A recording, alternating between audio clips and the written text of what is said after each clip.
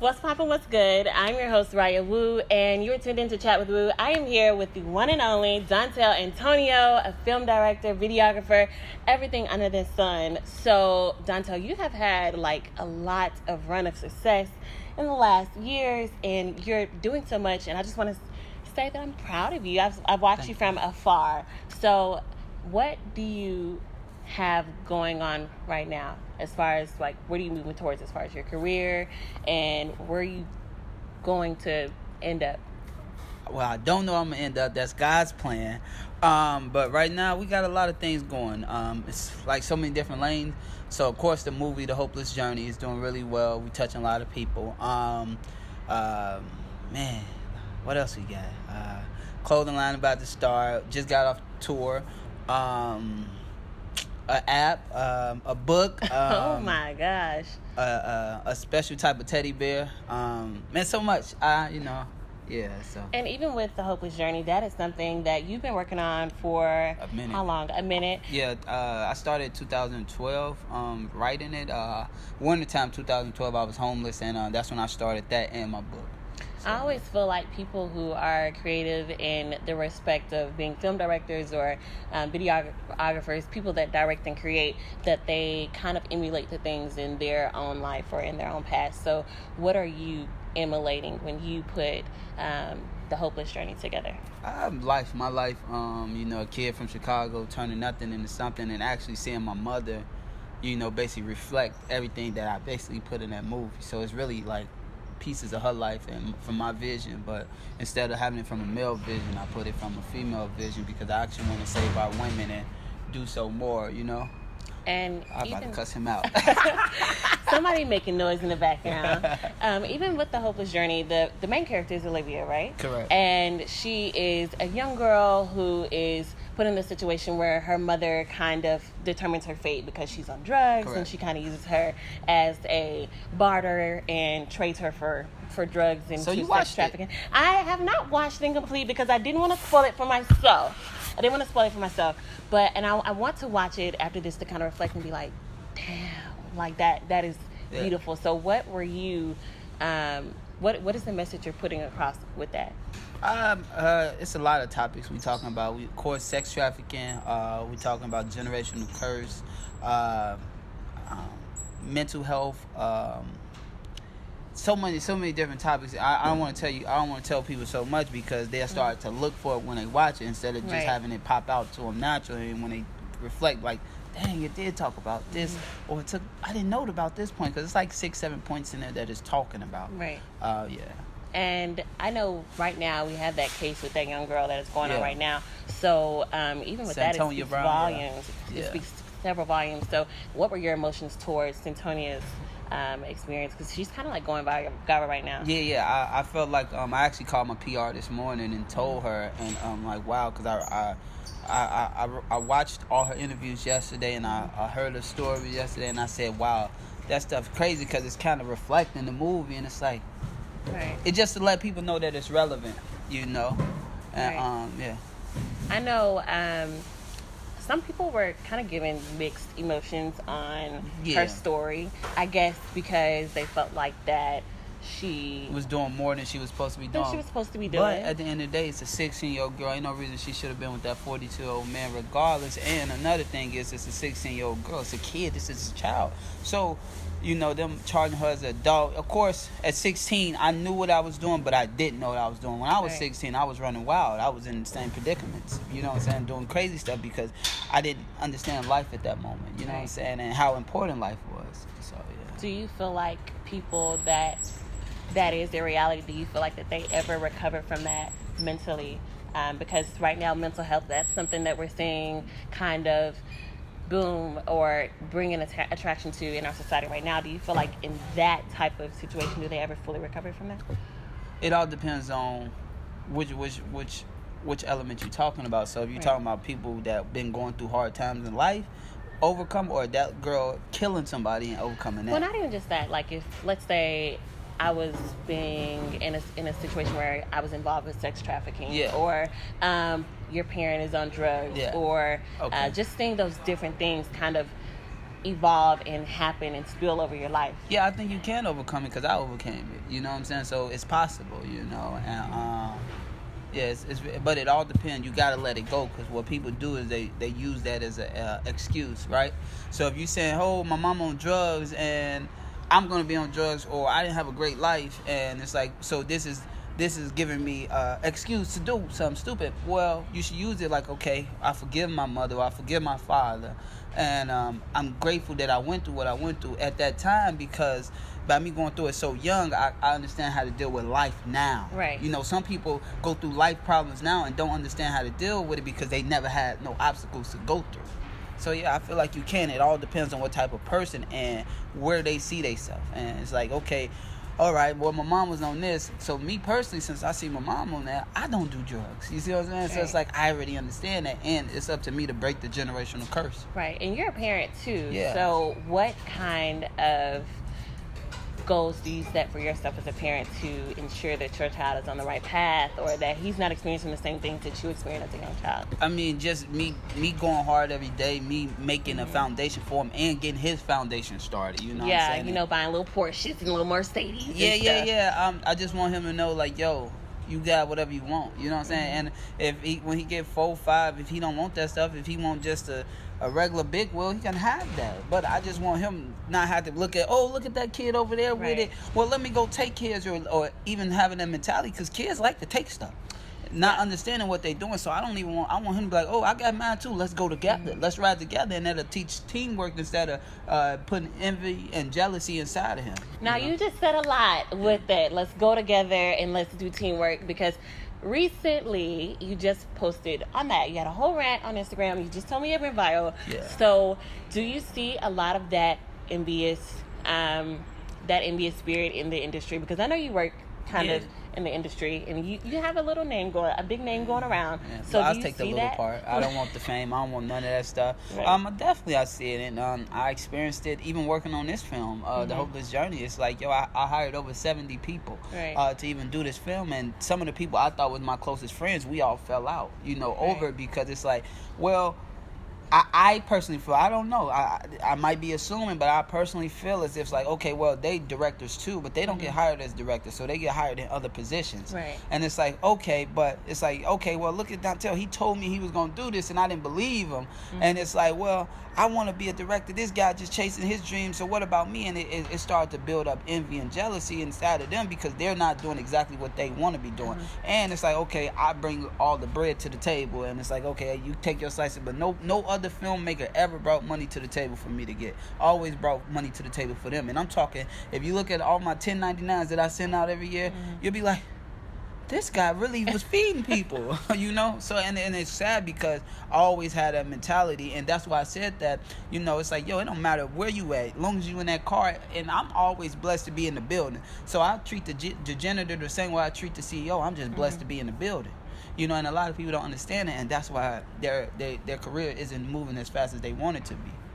So what does that do for you? I'm sure in many different ways it probably motivates you to see people like not support you or not believe in. It hurts. It hurts. It hurts because people not believing. It's like, yo, if Ray get locked up, everybody named mama screaming, free Ray, free Ray. But it's like, okay, well, Dontell's trying, hey, let's build, let's be black excellence, like he said, let's do something different, let's build each other, let our queens know that they queens, let our kings know that they kings, and that they can do whatever they want, and nobody owes them anything. You know what I'm saying? So it's like, okay, why are people don't understand that, and why they still in that same mentality, like, well, damn, I gotta look better than him, and I gotta do this, and he getting money, so I can't get money. And it's like, yo, Caucasian and corporate America, yo, Billy, Bob, whatever you want to say, hey, I got a job for $1 million. Do you want to come and be a part of it? And the African American, no, they be like, hey, I ain't gonna tell him nothing.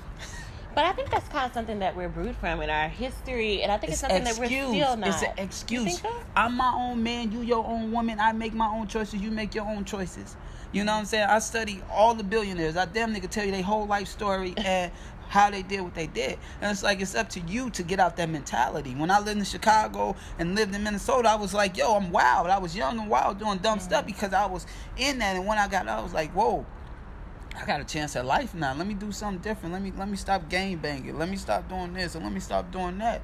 And yeah, we choose our destiny. You know, at the end of the day.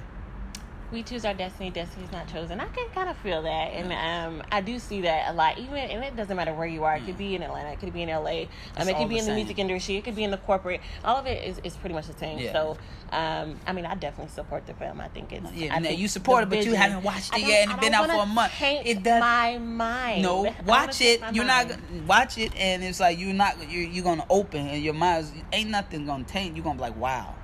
And it's gonna make you as a woman think different, like, cause that movie was made for women. Like each screening we did, we sold out instantly. Every woman in there cried. I'm emotional, so I'm gonna be boo-hooing. Yeah, but boo-hooing, but that's as special. You have a voice, so you get to go out and use your voice and say something. It might just make you veer out and go do something totally different. Like, wow, I want to try something this. I just want to grab these young women and just march to women, black women. Success, and it's not a black white thing either. It's like, yo, women period, and all ethnicities. In all generalizations. Yeah. Do you plan on doing a film that kind of speaks towards men, seeing that you are a man, and also that those are things that you said that you pulled from your own experience as well? I mean, I think all the other movies I do is really gonna be for men. I mean, it's not even like, oh, this movie is for men. It's just natural, like my type of movies. But I want to, like I said, our queens rule the world. So by me coming out, dudes is too they don't want to support really, right? Mm-hmm. So, but when you do something for women, the women support automatically, and the women is the ones buying merchandise and buying all this, and also tell, hey, you should do this, you should go do that, watch this and watch that. So that's why I did it. And we had a time where the girl posted a picture of her booty on Instagram and she popping, right? But don't got $1 to her name, and her baby got nasty diapers on from 3 days ago. Exactly. You know what I'm saying? So it's at a time that it's really needed. You know what I'm saying? And the dudes, all they want to do is scam and try to live a lifestyle that's not really them. And in 5 years, they have no money because the money that they got is from bad karma. I wonder why that is, though, because it seems like in the society that we're in now, we praise that. Yeah. We praise women who kind of sexualize themselves or kind of put themselves on a level where they're so accessible and there's no mystery to them. I don't even know if it's the essence of being a woman, but I don't know why that is right now. I mean, I don't either. I just know it's sad because it's like, and their ego go to a whole nother atmosphere as well. It's like, yo, you don't have to be rude just because you got a fake booty or a fake body, or you can take a good photo angle and got good filters. Like, you need to be humble because you can be beautiful on the outside and ugly as hell on the inside, and nobody don't want to be around you. And you never know who is who or what they trying to do and what they come in your life. Just because they come in your life don't mean they trying to have sex with you or trying to talk to you. They probably it was probably meant for them to come and give you a message. Right. You know what I'm saying? Or they probably come give you an opportunity. Like, most people don't understand. Yo, I'm a director. I built my own platforms. When I just told you I employed 70 people, I just gave them jobs. You know what I'm saying? All my actors and actresses, I had acting coaches for them. Mm-hmm. You know what I'm saying? And I took their career to a next level. And they was I'm not saying they like nobodies, but they not Denzel Washingtons. And I didn't do that. And my whole career, I'm going to pull people like that. Like, I might do a movie and have a Denzel, but I'm going to go find somebody on the train and give them an opportunity. I'm just going to ride a train for a week or something and see if I see something I like. See something you like. And even with that, let's talk about your accolades. If I'm not mistaken, you worked with the Kid on this movie. Not just joking. That was funny. Shade. No. Me and my boy right now going because I posted a picture yesterday, right, with this coat. And I saw that coat. Yeah, he was trying to make. He was on your head. Yeah, you seen him. But it's because we bought it while I was in LA the other day, and he was mad because they didn't have it in his size. So he was been hating, been throwing slick shots. But that's my brother for life, real dude, one of the realest people I ever met, for real. And yeah. You also shoot a decent amount of videos for Cash Doll. I've seen that. Not really videos. Cash Doll, she's my dog. We was supposed to do a lot of big stuff, but it's just about timing and she going through her situations and stuff. But that's my dog. Yeah. Right. And even with that, I know you touched on a couple of things, a book, and you seem like you move kind of fast and intentional. So are you working on the book already? It's done. It's done? I'm done with you. I'm over it. It's done. It come out this summer. It's The Power of Overcoming My Environment. It's my life story. A kid from Chicago turned nothing into something. Yeah. And where did you get the like, I'm gonna sit and write a book? Where'd that come from? I started at the same time when I did the script. The same day I wrote the first sentence for the script is the same day I wrote the first paragraph. Actually, I did the first intro, the whole page, and I was sleeping on one of my cousin's couches. Like I said, I was homeless, and it was just late at night, and I just said, you know what? Let me just tell my story, because you don't know if you're gonna be here today or tomorrow. And it was just I was at rock bottom in my life. You know what I'm saying? So I just wanted to tell my story, and not to know a few years later I'll be right where I'm at today, and we don't have those problems. So what pulled you out of that, out of being at rock bottom? Just knowing what I wanted to do in life. Just know what happened. Like I said, I was in college. I dropped out of college 3/4 away from my bachelor's. Oh my gosh. Because they wouldn't give me housing. I was at the Art Institute of Atlanta, and man, I just wanted more. I could have moved up north with my family and stuff, because that's where everybody was at.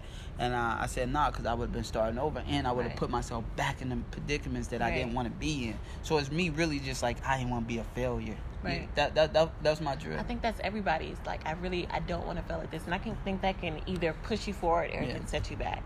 So I'm happy that it pushed you forward. Oh yeah. I'm overly excited, and I thank all the people that actually was there for me. I'm not gonna say, oh, nobody ain't helped me. A lot of people told me no, though. Like I couldn't sleep at nobody's house. I slept in my car. Then one of my cousins and one of my homegirls from college actually let me sleep on the couch, and I don't overstay my welcome. So I wasn't there long. I was in and out really. And K-Camp was another friend, and he was like, yo, bro, you could, he asked his mom I could stay on his couch, but we was doing so much work, I didn't want to stay on his couch. But I always, still to this day, I respect him for that. You know what I'm saying? Yeah.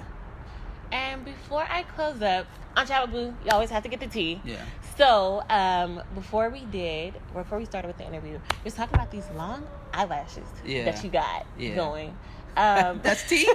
What kind of tea is that? I thought you wanted to ask something that nobody knows. Nobody just sits in your face and be like, dang, like, you got some wildest eyelashes. But the tea is, do girls kind of like try to talk to you because of your eyelashes? Old women only. How much does that happen? Only old women. Only old women? Only old cougars. They be trying to hit on you? The cougars. Only the cougars. The young girls don't pay attention. They don't care. The cougars, they... What kind of line they try to hit you with? Oh, I wish I had them eyelashes. I'm like, oh, okay, you can have them, Or I'll buy you some, granny, whatever you want, Oh, so, my gosh. And lastly on the tea, is romance something that you're focused on right now? Nah, romance is I shouldn't be nobody focused right now, especially when we're trying to be billionaires. We can have do what we do, but priority is our business, and that's priority. That's priority. All right, well, y'all have that straight from Dontell Antonio. You gotta try to be J and B, man. J and B, they successful together. Yeah. That's and it. You definitely want to watch this successful man's film, The Hopeless Journey. Where can they find it or rent it for $4.99? She know the price, but she didn't rent it. Price. I'm going to. Matter of fact, that's your homework for tonight. Me, you, and the kid are all just gonna we all just beefing right now. Yeah. I'm gonna pull up on him. Beef. I'm gonna pull up on him. Okay. Nah, that's my dog for life, man. Make sure y'all support him first of all, because I don't want to get off Side have been my dog for 10 years, and it's everything I wanted to do and every venture he wanted to do, we just did. And even when I came to him with the film, everybody else closed the doors on me. When I brought it to him, he said, man, I'm with it, let's get it. And he actually did it, but he didn't believe I was gonna move as fast as I did and how I did. It was really fast. I think I was on Instagram one day, and then I saw it was, you were casting for it, and then it was done, and I was just like, oh my gosh, that was fast. Yeah, and because I had a time gap that I wanted to do, I wanted to make sure I was able to do film festivals for all 2018, so I had to have it done by August 1st. So I even I went to Hollywood and got the same colorist who did Fences, The Revenant, all the big movies. And my DI producer, she did all the Marvel movies. So, and I went to a place called Crawford Media, and they do all the sound and audio for every movie. So I used everybody that Hollywood used without using the Hollywood production studios. Yeah, I could have bought a house. That's black excellence right there. So. That's king stuff right there. So, that's it. But people don't see it, and everybody's oh, why you ain't putting it on Netflix, or why you ain't doing this? No, I want to show them that I can move on my own, and it's my first product. If it don't do well, that's not an issue. But I just want to be able to because my next movie gonna cost $20 million. So I just want to be able to show them, hey, this is what I did on my own without this and that, and I want to spark a lot of controversy, and I want people talking. So when I come for the next movie, they be like, okay, they give it to them. talking. Because Huffington Post BuzzFeed. Yeah, I'm in Forbes too. My article come out January, I think like January 10th. So we're gonna look out for that. Yeah, I'm 100% in Forbes. Oh, you know, and it's a blessing, man. You know, and I tell people like what I did. Even with that, we focused on corporate America first and grabbing the attention and not going to the urban blogs first. You know what I'm saying? But the urban people didn't see it until I was on the urban blogs. That's crazy, but they like, you know, they don't know what the Huffington Post is. Only thing they seen was rolling out, and they, well, I'm out. He doing. But it's like, yo, we on too many things. You know what I'm saying? And shout out to my boy Cordero, Snoop's son. You know, he definitely rocking with us 100%. Shout out DJ Duffy. Shout out DC Young Fly. Everybody, like all my friends, and they all really supported me, man. And I'm very grateful and thankful. Yes, so, make sure you support him.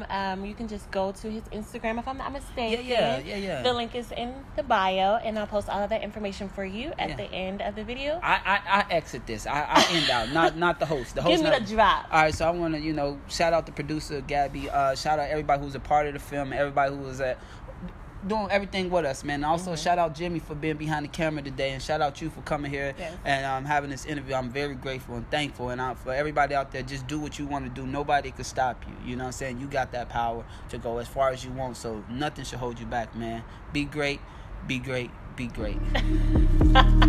Run off the track.